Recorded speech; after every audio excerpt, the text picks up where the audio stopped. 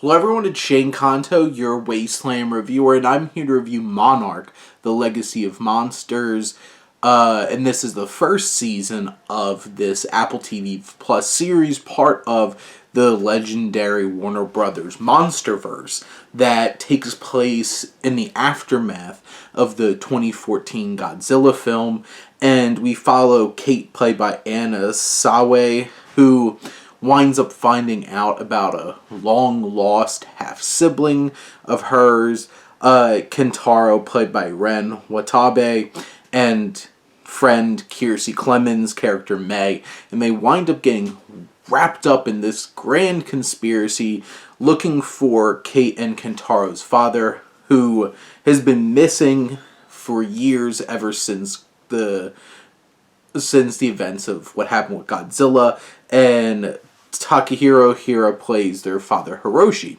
Now, this series focuses on two parallel stories. You have Kate and Kentaro's present day, and it keeps cutting back to like the late 50s to the story of three individuals that really laid the groundwork for Monarch. And this is a interesting parallel of seeing.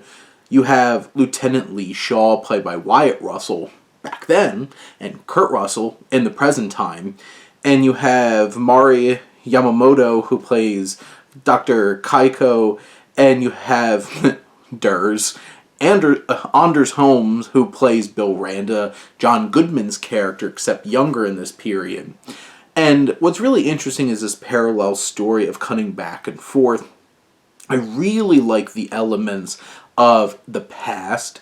There's some really incredible character development between this trio, and I think the three actors do a fantastic job not only laying the groundworks of this conflict with like the military and trying to prove the existence of these monsters, but also their character dynamics. And I think these three actors do a fantastic job. There's some incredible scenes, like you see them discovering some monsters in these portals to trying to explain where these monsters come from. And specifically, there's an incredible part of one of the episodes where they have Godzilla and the nuclear testing out in the islands of the Pacific. And those elements are really awesome. And then in the future, I think generally the mystery of them trying to find their father works pretty well. And I think it really kicks into gear when they find Lee, who's now played by Kurt Russell, who is by far the most charismatic person in this show and really brings a lot of energy to this. He's swaggering Kurt Russell that he is. And I really appreciated what he brought to the table here, and was my favorite part of the show. And I do feel like those sections of the show get really muddled because there's so many like government conspiracy elements and these characters and that character. What are they doing? Who's doing what? Who wants to do what? And especially the middle episodes of this 10-episode season kind of drag a bit, and you can tell like it probably could have been a bit leaner.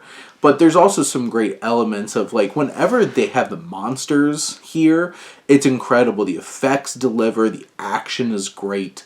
They had this, like, giant, like, pangolin shrew with, like, ice frost breath and stuff like that, which was a really cool element. And then the last couple episodes of the season really, really delivered. And we get to see a little bit deeper into the mythos of what's going on here. And especially like the last episode of this season really delivers a lot of things that we've all been really wanting to find out about this monster world that they've been crafting for ever since the 2000s. Now it's 10 years that this movie franchise has been going on, and they do so much great character heavy lifting in this show compared to some of the films. It just really blows them away. And it delivers some interesting mysteries and twists and turns, and really sets up something compelling for when we get back to a season 2, if we have one, or if this continues into the films. It's just something that really works. And this was a quite compelling and engaging series, and I'm so glad that we were able to check this out. This might be my favorite entry into this monsterverse that they've been working on. So I was quite taken aback and really enjoyed this series and this experience. But those are my thoughts on Monarch Legacy of Monsters Season 1. Let me know what you think, and let's talk some TV. But thank you as always for tuning in and supporting your Wasteland reviewer.